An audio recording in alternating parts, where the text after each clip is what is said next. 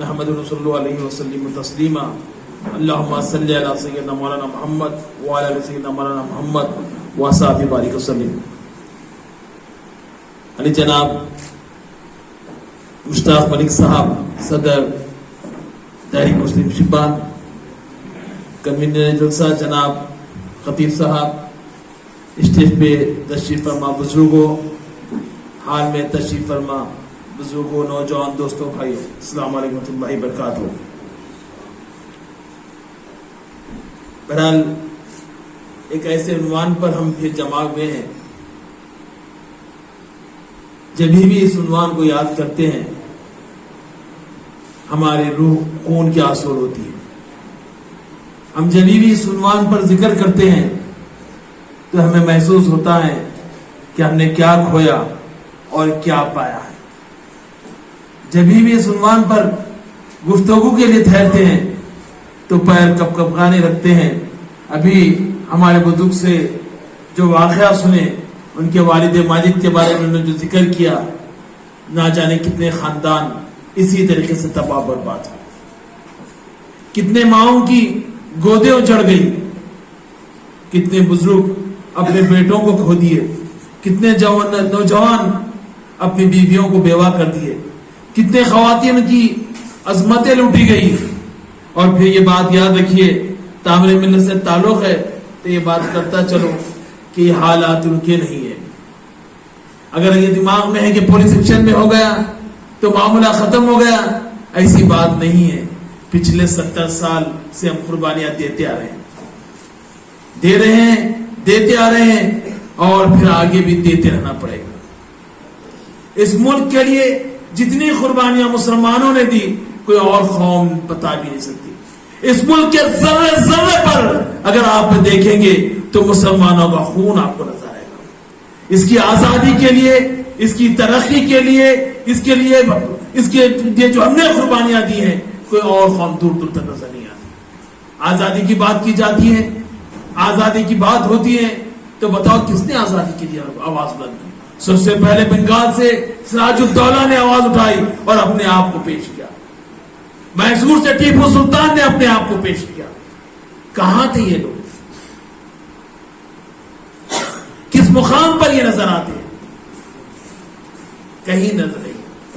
اور افسوس یہ بھی ہوتا ہے کہ اتنے قربانیاں دینے کے بعد بھی آج اس ملک میں ہم حضور صلی اللہ علیہ وسلم کی اس حدیث کے مطابق نظر آتے ہیں. حضور اکرم صلی اللہ علیہ وسلم نے ایک دفعہ کہا تھا کہ ایک وقت ایسا آئے گا کہ مسلمانوں پر ایسا لوگ ٹوٹ پڑیں گے جس سے بھوکے دسترخوان پر ٹوٹ پڑتے ہیں. صحابہ نے پوچھا یا حضور اکرم، صحابہ نے تو دیکھا تھا کہ 313 تھے، غزوہ بدر ہوا اور صحابہ جیت گئے، 10,000 ہوا وہ تو مکہ مکرمہ کو فتح کر لیا، اور پھر 20-25-50 ہزار ہوئے تو سارا صحرا عرب اسلام کے جھنڈے تلے آ گیا تھا. صحابہ پریشان ہو کر حضور اکرم صلی اللہ علیہ وسلم سے دریافت کرتے ہیں، یا رسول اللہ صلی اللہ علیہ وسلم کیا ہم تعداد میں کم ہوں گے؟ حضور اکرم صلی اللہ علیہ وسلم فرماتے نہیں، تعداد میں تو بہت ہوں گے، لیکن تم کو ایک بیماری لگ جائے گی. وہ بیماری ایسی ہوگی کہ تم دنیا سے محبت کرنے لگو گے اور موت سے ڈرنے لگو گے. اور وقت ایسا ہوگا کہ تم تعداد میں زیادہ ہوتے ہوئے بھی سمندر کی جھاگ کی طرح ہو جاؤ. آج وہی مثال ہمارے سامنے ہے. بہت سارے قائدین ہیں، بہت سارے لوگ ہیں. رہی بات پولیس ایکشن کی اور نظام کے تعلق سے جو بات کہی گئی، تو یاد رکھیے کہ نظام ہی نہیں بلکہ دکن کا اگر ایریا کا آپ جائزہ لیتے ہیں تو خلوی قطب شاہ کی حکومت سے ہی دیکھتے ہیں کہ دنیا کا دکن کے اس علاقے میں دنیا کے ڈیولپمنٹ کے کام ہوئے تھے. چار مینار آپ کے سامنے، مکہ مسجد آپ کے سامنے، اس زمانے میں پرانا پول دوسرے چیزاں بنے تھے. لیکن اس کے بعد جب نظام آئے اور نظام کی حکومت قائم ہوئی تھی، آصف جاہ اول سے لے کر عثمان علی بادشاہ کے دور کی تو ترقی کے اتنے کام ہیں کہ گنائی نہیں کر سکتے. حیدرآباد کے چند چیزیں میں گناؤں گا، وہ ان کا کام گلبرگے میں بھی ہے، ان کا کام اورنگ آباد میں بھی ہے، ان کا کام آپ کی جس شہر میں بھی ہے.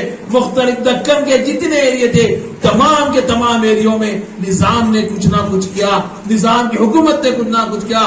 آصف جاہ خاندان نے بہت سارے ڈیولپمنٹ کے، ترقی کے کام کیے. سوچیے اس زمانے میں، آج مختلف علاقوں میں ایئرپورٹ بن رہے ہیں، اس زمانے میں دکن کے علاقے میں ایئرپورٹ موجود تھا، دنیا کے ہر کنٹری کو جانے کی سہولت موجود تھی، اس وقت ٹیلی فون دکن کے ایریے میں موجود تھا۔ آج ٹیلی فون آپ کو آسان دکھ رہا ہے، ایک زمانہ یاد ہے مشتاق ملک صاحب اور بزرگ صاحب یہاں موجود ہے، ٹیلی فون لینا ہوتا تو 5 سال پہلے درخواست دینی پڑتی تھی۔ مجھے اچھا یاد ہے جب ہم چھوٹے تھے گھر میں ٹیلی فون لیتے 3 سال پہلے درخواست دینی پڑی تھی۔ اس زمانے میں ٹیلی فون دکن کے ایریے میں تھا۔ ترقی کی بات کی جائے پورے دکن کے ایریے میں ریلوے لائن بچھی ہوئی تھی، پھر اس کے ساتھ ساتھ آتے ہیں دیکھتے حیدرآباد آتے ہیں، عثمانیہ دواخانے کی اور شاندار عمارت آپ کے سامنے نظر آتی ہے، اس کے سامنے آپ کو ہائی کورٹ آپ کو نظر آتا ہے، سالار جی میوزیم جیسی شاندار عمارت، اور وہ میوزیم انہوں نے دیا جو ایشیا کا سب سے بڑا میوزیم ہے۔ پھر باغان میں انہوں نے الگ میوزیم بنایا، باغان میں مختلف قسم کے جانور لائے، اور اس سے آج جو اسمبلی کا جو دکن کی جو تلنگانہ کی جو اسمبلی ہے وہ بھی نظام نے بنائی۔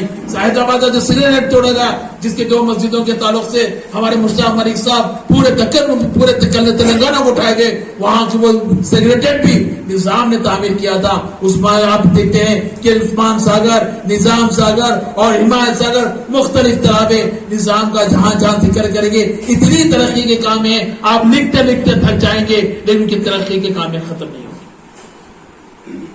انصاف کی بات ہے، میں یہاں کیا انصاف کی بات کروں گا، یہاں کے بزرگ موجود ہیں تو آپ کو یاد ہوگا کہ نظام کے دور میں یہاں پر بھی ایک گرودوارے کا مسئلہ ہوا تھا۔ اسی ایریے میں اگر کوئی بزرگ صاحب ہے تو جانتے ہیں ایک گرودوارہ کی زمین پر معمولی سا کچھ گرودوارے کا ڈھانچہ تھا۔ میں پرسوں پڑھ رہا تھا کہ گرودوارے پہ کچھ مسلمانوں نے مسجد کا بعض مسجد بنا لی، اس کے اوپر کہانی میں نظام نے یہاں پر کمیشن کو بھیجا اور اس کے بعد میں اس گرودوارے کی زمین نظام نے سکھوں کے حوالے کی۔ اسی طریقے سے حیدرآباد میں جب ہائی کورٹ بنایا گیا، ہائی کورٹ کی جب زمین دیکھی گئی تو وہاں ایک مندر تھی اور بعد میں اس مندر کو توڑنے کا پروگرام بنایا گیا تو نظام نے اس مندر کو توڑنے سے روکا۔ اور پھر اگر آپ جائزہ لیتے ہیں نظام کے کاموں کا، اتنے منادر کو نظام نے جو پیسہ دیا ہے اس کا آپ تصور نہیں کرتے، جتنی پراپرٹیز نظام نے دی ہے منادر کو اس دکن کے ایریے میں، آج کی حکومت بھی اتنی پراپرٹیز نہیں دے سکتی۔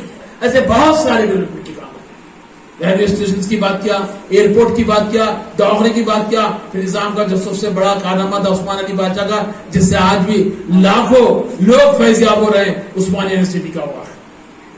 عثمانیہ یونیورسٹی جو نظام نے قائم کی، دنیا کی سب سے پہلی اردو کی یونیورسٹی جہاں کے لیے نظام نے بنایا، جہاں MBBS انجینئر تمام تر تعلیم اردو میں دی جاتی تھی، لیکن یہ حکومت آنے کے بعد نے اس کو ختم کر دی، اس کا لوگو تبدیل کر دیا۔ اتنی تنگ نظری ہے اس حکومت کی کہ جس کو میں ذکر بھی نہیں کر سکتا۔ ایسے مختلف چیزیں ہیں، واقعات ہیں جو تاریخ میں لکھی گئی ہے، لیکن یہ چھوٹی ذہن کی اب میں کیا بتاؤں گا کہ جو نظام کے تعلق سے کہا جاتا ہے حیدرآباد میں تو نہیں تھا کہ، لیکن پچھلے 20-25 سال پچھلے 90 میں جب ہمارے اڈوانی صاحب نے کچھ رتھ یاترا نکالی تھی، رام رتھ یاترا بن کے گئی تھی بابری مسجد کے سلسلے میں، اس کے بعد سے مختلف اوقات میں یہ 17 دسمبر وہاں بھی منانا شروع ہوا۔ میں بزرگوں سے ملتا ہوں، ہمارے نائب صدر تھے پربھنی کے رشید جی صاحب بتاتے تھے کہ مہاراشٹر کرناٹک میں یہ 17 ستمبر منایا جاتا ہے، حیدرآباد میں بھی آج کل زور و شور سے منایا جا رہا ہے۔ BJP کے صدر صاحب بھی پرسوں اسی سلسلے میں حیدرآباد آ کے، تو حاضرین اکرام معمولات بہت ہے، نظام نے بہت کیا اور کرنے کے کام تھے اور کیے جاتے تھے۔ اگر آج وہ حکومت رہتی تو دنیا کی سب سے زیادہ ترقی یافتہ حکومت ہوتی، لیکن یہ ہماری قسمت ہے۔ کوششوں نے بہت کی، بات ہوئی ابھی بزرگ صاحب بتا رہے تھے جو مسلمانوں نے قربانی دی، کہنے والے میں نے پڑھا ہے، آپ بھی پڑھیں گے دیکھیں گے، اس وقت میں تھا نہیں کہ لوگوں میں وہ جذبہ وہ جوش تھا کہ مسلمان کئی مقام پر سرحدوں میں آپ کے سب گولیاں کھاتے ہوئے اس آزادی کے لیے انہوں نے کوشش کی۔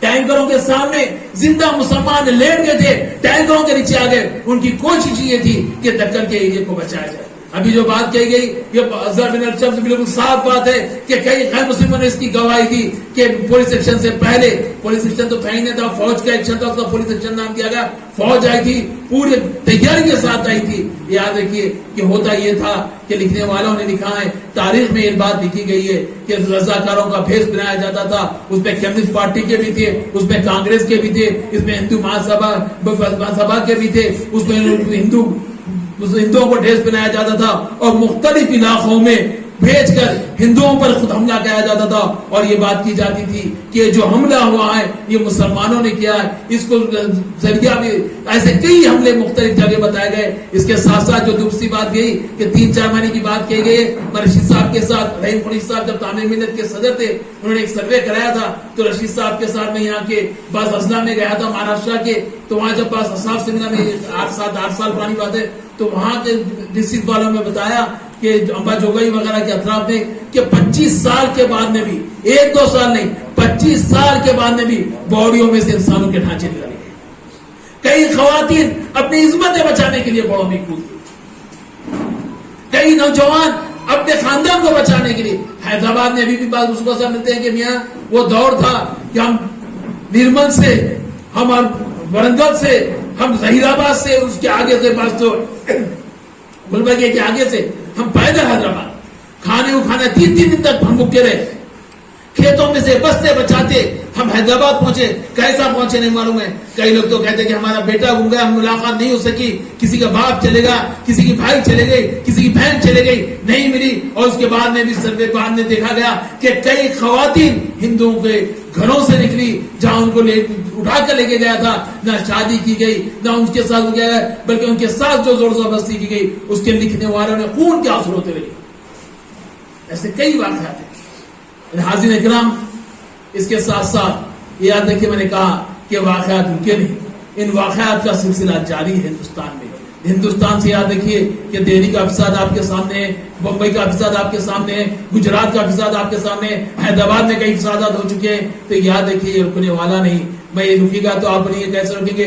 بالکل اس کے لیے تعلیم حاصل کرنی چاہیے، لوگ وکیل بننا چاہیے، ڈاکٹر بننا چاہیے، انجینئر بننا چاہیے، اور کوششیں کرتے رہنا چاہیے۔ ان کے سب کے ساتھ ساتھ میں جناب مشتاق علی صاحب کی موجودگی میں بات کر رہا ہوں، جب تک ہم حفاظت خود اختیاری کے لیے تیاری نہیں کریں گے، خلیل اللہ حسینی صاحب کی اس بات کو ہم ظاہر نہیں کریں گے، اس بات پر ہم کاربند نہیں ہوں گے کہ خلیل اللہ حسینی صاحب بانی تعمیر ملت نے بات کہی تھی کہ کسی کو چھیڑو مت، کوئی چھیڑا تو اس کو چھوڑو مت۔ جب تک اس نعرے کو آپ نہیں مانیں گے تو ہندوستان میں حالت بدلنے والی۔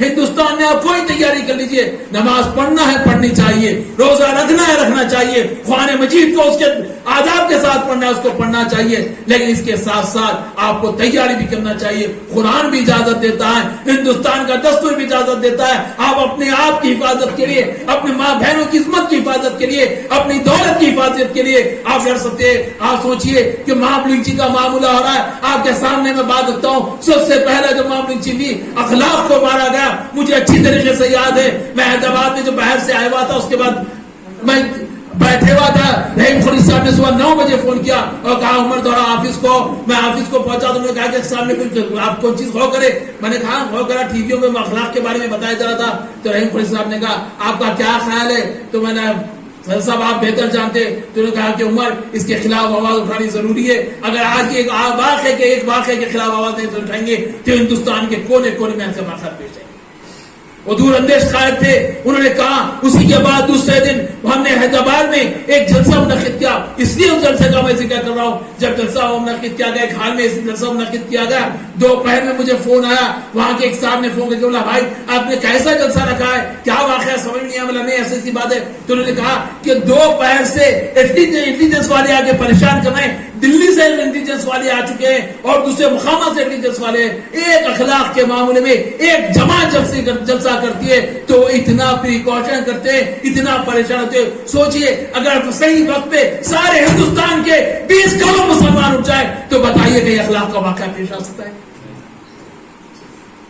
ہم روتے بہت ہیں، میں بات صاف طور پر کہہ دوں گا، ہم روتے بہت ہیں لیکن ہمارا عملی کوئی کام نہیں۔